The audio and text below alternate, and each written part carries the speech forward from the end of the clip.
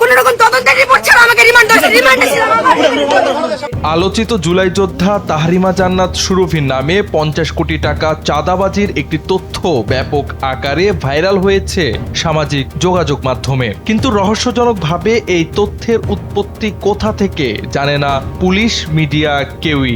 গত 25 ডিসেম্বর রাতে গাজীপুরে যৌথ অভিযানে তাহরিমা জান্নাত সুরভিকে গ্রেফতার করে আইন শৃঙ্খলা বাহিনী। তার গ্রেফতারের ঘটনা নিয়ে বিগত কয়েকদিন ধরে দেশব্যাপী ব্যাপক আলোচনার পর 5 জানুয়ারি আদালত তাকে জামিন দিলে তিনি মুক্ত হন। সুরভিকে গ্রেফতারের খবরটি দেশের শীর্ষস্থানীয় মিডিয়ায় ফলাও করে প্রচার করা হয়।